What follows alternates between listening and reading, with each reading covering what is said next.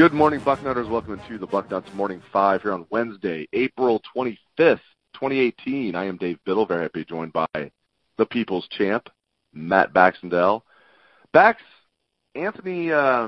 Antonio Williams is transferring to North Carolina, and if the Buckeyes stay healthy at running back, no big deal. But that's a position where, depth can disappear quickly. Just your thoughts on Antonio Williams transferring to North Carolina? Well, I think a lot of us, I've made the joke before, I think a lot of people would have lost money if they had bet on the first touchdown of the year pool last year. Of course, that was Antonio Williams. The truth is that he's a good running back. He's, in fact, probably a very good running back. There's a lot of things to like about him. He's just behind two guys that are going to play in the NFL in the next 2 years. And I think, realistically speaking, if you read one of the best transfer announcements, classiest transfer announcements I've ever read, which was literally him saying, I love it here. This is a great decision for me. I want to play, And I think he's a very good player. Ohio State's going to miss him, but here's the other thing. They have a stable, not just Dobbins, not just Weber, right? You've got Teague behind them, right? Teague already looked interesting. Let's be real honest there. And you've got a whole other group coming in. Brian Snead was a big-time player. So, even if you had to play DeMario McCall at running back, well, what's the worst thing that happens? He gets more touches? There are so many weapons here. This is a very good player going somewhere so he can actually play. And that's pretty much the simplest answer to it. Brady Taylor coming out of spring, being the starting center. I will say this, Kevin Wilson talked him up last year, as one of their top backups. And every time we talked to Kevin Wilson, he mentioned that Brady Taylor was doing a good job. And even the year before that, before Kevin Wilson even got here, Brady Taylor was on the two deep at center. We all knew when Pat Elflein was here, if Elflein got hurt, that Billy Price would move to center. They'd find somebody else to play guard. Perhaps that would have been Brady Taylor, but maybe it would have been somebody else. But the point of the matter is, a fifth-year senior, this kid has come around. I'm optimistic about Brady Taylor. I'm not acting like he's going to be like a star. I'm not, absolutely convinced of it. But I feel like he's going to have a good fifth-year senior season. What are your thoughts on Brady Taylor if he's going to be the starting center backs? Well, let's put it this way. Ohio State wouldn't have brought him back if they didn't think he was going to play. Let's put it that way. Fifth-year seniors, part of the thought of them coming back is that they're going to contribute heavily to the team. And if they thought he was just going to be a backup, that would have been a conversation that was had. Right now they're talking about him starting. And, he's been a guy, let's face it, he's learned under two Remington Award winners, so no pressure.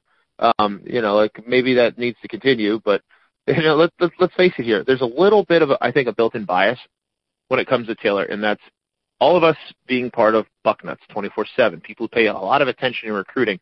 You love seeing the 4 stars, the 5-star next to the name, right? The guy with the crazy statistics, right? Brady Taylor was a kid out of Columbus who was a low-rated recruit, who was a late addition to this class, and has kind of chilled behind the scenes for years.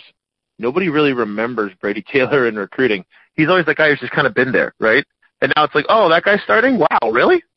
So I think that's a lot of people's reactions to what's going on right now. I mean, I think most people who look at recruiting numbers said, oh, why isn't Josh Myers starting? Oh, maybe Matt Burrell will take that over. Well, Myers is going to make a push. I have no doubt about that. He's too good to stay off the field for too long. But Burrell transferred, and now you've got Brady Taylor, who seems pretty ensconced as a starter. So I'm going to be cautiously optimistic here, too, because you remember the guy who was before Elflein and Price? Guy by the name of Jacoby Boren, who maybe was a little undersized, wasn't a huge recruit. His last name was Brown instead of Boren. Nobody would have thought twice about it, right? He turned out to be a pretty darn good center on a team that won a national championship. So, if Brady Taylor knows how to call the plays properly from the center position, which you'd have to figure with all his experience, that should be something that he's extremely good at. So you have to feel pretty good about Ohio State having a solid center again this year. He may not be as good as Elflein or Price, but I think he's going to be more than sufficient to give Ohio State a pretty good offensive line this year. And he's a big boy for a center, 6'5", 305. Yeah, he's much bigger than Boren. He's much bigger than Boren, too. Yeah, they were both sort of like afterthought kind of recruits, but, Taylor has the frame on him. Let's not get past that. He's a big kid, no question about it. Yeah, I mean, and 5 years in the Mickey Marotti program, I guess really 4 years. He's entering his fifth year. Will start, this fall, but 4 full years working out with Mickey Marotti. I mean, he's got to be not just 6'5", 305, but a real solid 6'5", 305. So, yeah, let's hope he does well. And I tell you what, I like Josh Myers as the backup backs. Another kid that, just like Brady Taylor, I mean, obviously Josh Myers was much highly recruited than Brady Taylor, but another kid that nobody really thought was going to play center. I like the way this is shaping up. I think Brady Taylor's going to have a good year as a fifth-year senior. Josh Myers is going to be the backup as a redshirt freshman. And I think Josh Myers, I'm pretty bullish on his future as being the starting center as a sophomore, junior, senior for the Buckeyes. Yeah, it's are we turning into center U here? I mean, is that such a thing? I don't know. But, I agree with you. Now. Yeah, exactly. That's what it's become. But heck, you could go all the way back to Corey Lindsley. But I think you have to look at this group and you have to say, Josh. Hey, Charles Bentley, Nick Mangold, Lindsley, Boren. You look what Elfline's doing, Price. I know. The lineage is growing, my man. Oh, absolutely. I'd even didn't Alex Saponovich play a little bit center in his time here, too, before he went off to the NFL? So, yeah, you've got some pieces. I mean, those are some darn good centers the last 20 years. Really, when you think about it, I never thought about that before. Ohio State may have the best NFL center output of the last 20 years. There's something to stand up for. I mean, hey, that's something to be pretty cool. So, but, I do have to think this, too, with Josh Myers. Obviously, he and, Brady Taylor were polar opposite recruits. Myers at one point was a top 5 kid nationally overall, and was certainly a 5-star level kid coming into Columbus. So obviously everybody's aware of him, but I do find it fascinating that OSU staff immediately pushed towards him at the center position. A lot of people thought he was going to play guard. A lot of people weren't sure if he could transition out the tackle. Well, if he takes the center, he is literally the prototype for it. And we mentioned all those great players there. I mean, multiple Pro Bowlers, multiple NFL starters, multiple high draft picks, Remington Award winners. Myers could easily be in that equation in a year. But before that, we're going to see how Brady Taylor does. And, here's the other thing. If we're as high on Myers as we seem to be, and he's being held off the field by Taylor, that has to say something about Brady Taylor in the eyes of the coaching staff, right? No question about it. I'll ask you about the tight ends. We'll finish the show with some basketball recruiting. But tight end, Luke Farrell, leaving spring as a starter, but, Rashad Berry was a little banged up, had a couple stingers, as Urban Meyer mentioned. Jeremy Ruckert coming in. Jake Hausman's also in the mix. But backs, it sounds like Luke Farrell's the kid on the rise, man. Yeah, and let me point something out here. The last time Ohio State won a national championship, they had 2 NFL-caliber tight ends on their team. So having Farrell, quote, emerge is a great sign because, let's face it, we all think Rashad Berry has pretty good potential from what we saw of him last year. I don't know about his blocking as much as I do about his ability with pass catching. If he can learn not to fumble the ball when he catches it, he could be a real weapon. Jeremy Ruckert's the best tight end recruit to come out of high school football since a guy named Mike Gesicki. You may have heard of him and hated him for Penn State. So he's a guy who's going to make an impact. Hausman is still a very good player. I mean, I'm certainly not going to rule him out. And Luke Farrell moving to the forefront here is just another good sign for Ohio State. Again, that's a position where Ohio State's offense can thrive with 2 tight ends that can do a lot of things. I mean, remember some of the wham blocking we saw in the national championship game where the tight end crashed down and picked up the nose tackle?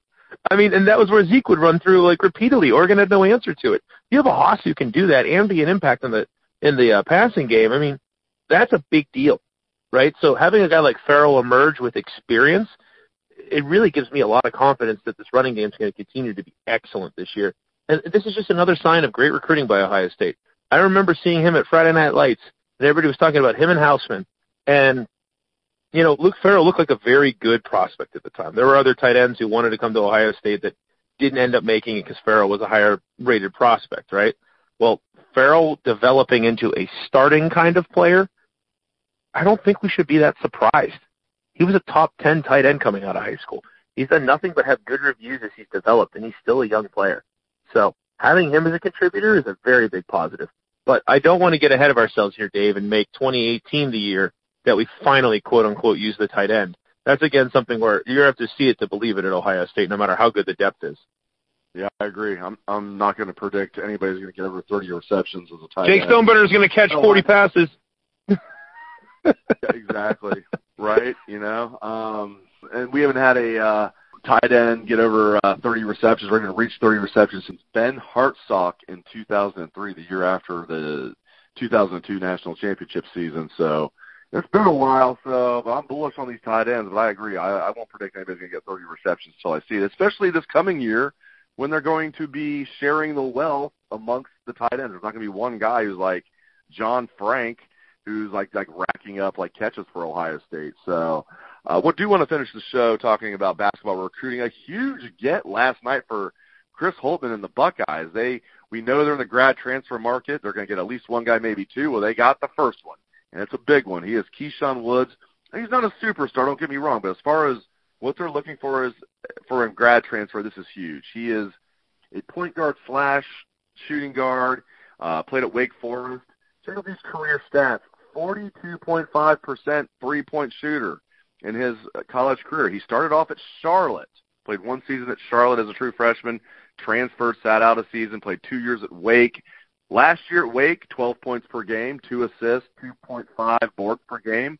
Was actually a little bit better as a junior than he was, the third-year sophomore than he was as a fourth-year junior at Wake. Averaged, 13 points a game, 3 assists, 3 rebounds a game as a junior, the third-year sophomore, 2016-2017. So 1 year of eligibility for Keyshawn Woods at Ohio State. Pair him with C.J. Jackson, and then the kids they have coming in like Luther Muhammad and Dwayne Washington. I really like this get for the Buckeyes backs. Keyshawn Woods. Yeah, it's a big deal. And you went over his whole resume there, which for a lot of people who aren't familiar with Wake Forest basketball, which is probably almost everybody on Bucknuts, there you go. That's what you need to know. The guy can hit threes. He's a guy, if you look at the last couple of years, he's averaged double-digit points per game for Wake. You look at a guy like that and you wonder how a guy like that's on the market until you realize Wake isn't as good as they used to be back in the days of Chris Paul. So, there's a pretty strong reason. But I've said this since the second that they hired Holtmann, that the roster was held together by nothing but chicken wire and duct tape, right? They got a lot of young guys you brought in that aren't going to necessarily be Kentucky instant impact kind of guys, right? So you need to get these supplementary guys. And for all the crap we give Jim Harbaugh about trying to just recruit transfer quarterbacks, it's much more effective in college basketball to bring in transfer guys. We saw it with Andrew Dockich last year. Where would Ohio State have been without him last year? Yes, he didn't score 20 points a game, but he was a very important player to use to play good defense, play smart minutes, and get these guys so they weren't completely gassed, so they had something resembling depth. That's what they're getting here, except better, because this guy can shoot. I mean, that's the bottom line. Ohio State has 2 good guards now, and I have to really think about this and say, this is a good pairing for a second year under Chris Holtmann that, look, they're still trying to bring in a lot of talent. Holtmann's still making up for the roster deficit he inherited, right? There's no Keita this year to be able to sort of paper over the issues.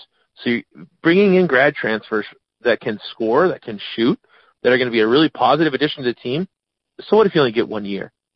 College basketball is the kind of sport where, look at this year. If Ohio State had somehow snuck through Gonzaga, the chicken wire roster might have made a real deep run.